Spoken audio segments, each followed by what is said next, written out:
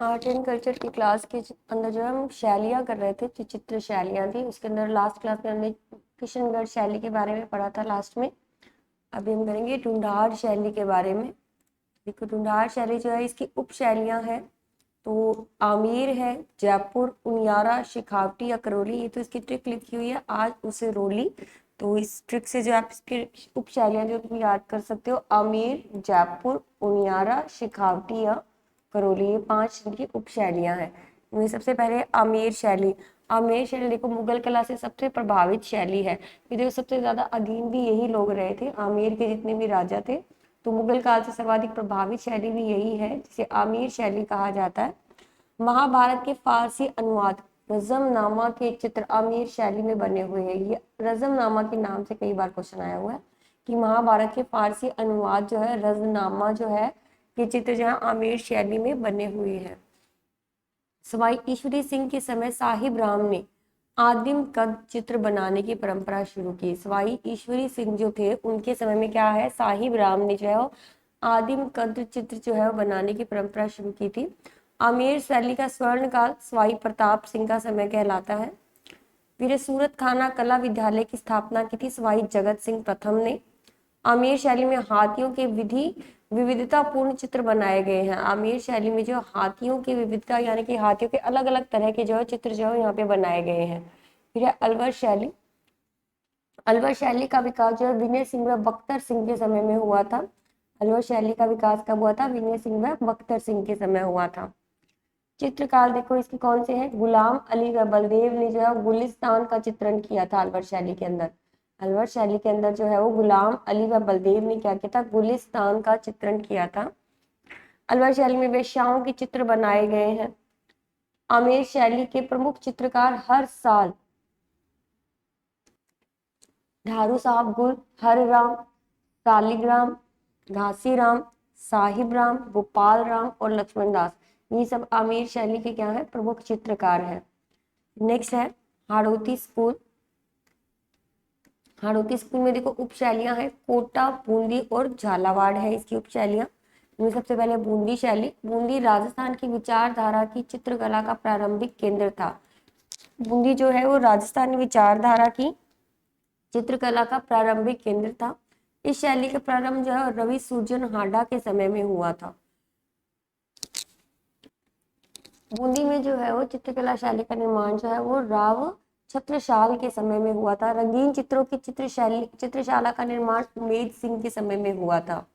जहांगीर ने सुरजन हाडा के पुत्र यानी कि पोते रतन सिंह को उसकी चित्रकला प्रेम के कारण जो है वो सर बुलंद राय की जो है वो उसको उपाधि दी थी। जहांगीर ने सुरजन हाडा के जो पोते थे रतन सिंह, उसको चित्रकला प्रेम के कारण जो उसे कौन सी उपाधि दी थी, जहांगीर ने सर बुलंद राय की उपाधि दी थी। बूंदी शैली में पशु पक्षियों व प्रकृति का चित्रण अधिक होने के कारण इसे पक्षी शैली भी कहा जाता है। ठीक है, बूंदी शैली के अंदर जो पशु पक्षियों के या प्रकृति से रिलेटेड जो है चित्र अधिक होते हैं, तो इसी के कारण इसे पक्षी शैली भी कहा जाता है। प्रमुख चित्र देखो इसका वर्षा में नाचता मोर है। कोटा शैली है। फिर कोटा शैली की स्वतंत्र शैली का विकास महाराव राम सिंह द्वितीय के समय में हुआ था। कोटा शैली में शिकार के चित्र अधिक होने के कारण इसे शिकार शैली कहा जाता है। ठीक है, तो कोटा शैली के अंदर क्या है, शिकार के चित्र है, तो इसे क्या कहा जाता है, शिकार शैली कहा जाता है। इस तरह बूंदी की शैली में क्या थे, प्रमुख चित्र कैसे थे, पशु पक्षियों के और प्रकृति के थे, तो इसे पक्षी शैली कहा जाता है। इस शैली में महिलाओं को भी शिकार करते हुए जो है वो दिखाया गया चित्रों के अंदर। कोटा शैली के प्रमुख चित्र है, शिकार के दृश्य है, दरबारी दृश्य है, जुलूस के दृश्य है, राम द्वारा हरिण का शिकार। तो इस सारों के अंदर क्या है, प्रकृति के चित्र भी आ रहे हैं, शिकार करते हुए चित्र भी आ रहे हैं, इसके अलावा पशु पक्षियों के भी आ रहे होंगे, तो इसी वजह से इसे ये पशु पक्षी जो है शैली कहा जाता है। फिर देखो चित्रकार डालू ने कोटा शैली में राग माला का चित्रण किया। अब देखो शैली है, शैली में रंग है, वृक्ष है, पशु पक्षी, आंखें और प्रमुख चित्र। अब इनमें किस तरह की चीजों का प्रयोग किया गया है, तो मेवाड़ शैली है तो रंग इसके अंदर जो लाल रंग का प्रयोग अधिक किया गया है। वृक्ष इसमें कदम्ब के वृक्ष जो है अधिक मिलेंगे आपको इनके चित्रों में। पशु पक्षियों में हाथी और चकोर के चित्र जो है वो मिलते हैं। आंखें इसके अंदर विशाल होती हैं और प्रमुख चित्र है इसका चोर पचरिका।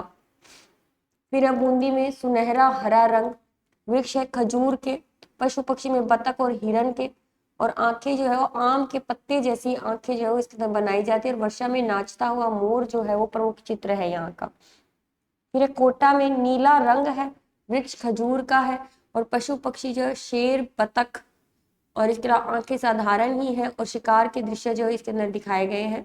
जयपुर के अंदर रंग हरा, और वृक्ष जो है वो पीपल का है, और पशु या पक्षी मोर है, आंखें कैसी मछली जैसी, और टोडी रागिनी का जो है चित्र जो है प्रमुख है यहाँ पर। फिर किशनगढ़ शैली में गुलाबी रंग का प्रयोग अधिक किया जाता है। केले के जो वृक्षों के चित्र आपको मिलेंगे, हंस, बतख, सारस, इनके चित्र ज्यादा मिलेंगे आपको इनके अंदर। इसके अलावा कमान जैसी आंखें जो है इसके अंदर दिखाई गई, और बनी ठनी चांदनी रात, ये जो है वो मुख्य चित्र है इसके।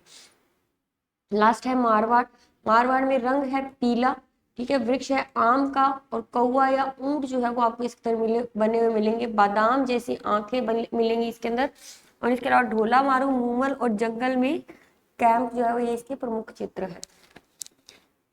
नेक्स्ट है चित्रकला से संबंधित प्रमुख व्यक्ति, जैसे भीलों के चितेरे, ये इस तरह के क्वेश्चन आते हैं। भीलों के चितेरे कौन है? गोवर्धन लाल बाबा। भीलों के चितेरे कौन है? गोवर्धन लाल बाबा। फिर है भैंसों के चितेरे, परमानंद गोयल। भैंसों के चितेरे परमानंद गोयल। फिर है नीड़ के चित्र, सौभाग्यमल गहलोत। नीड़ के चित्र किसके हैं? सौभाग्यमल गहलोत। भील के चितेरे गोवर्धन लाल, भैंसों के चितेरे परमानंद गोयल, नीड़ के चितेरे सौभाग्यमल गहलोत, गांवों के चितेरे भूर सिंह शेखावत। फिर देखो ये चार ही थे। फिर राजस्थान में आधुनिक चित्रकला के जनक मास्टर कुंदन लाल मिस्त्री कहलाते हैं। और भारत में आधुनिक चित्रकला के जनक कौन है?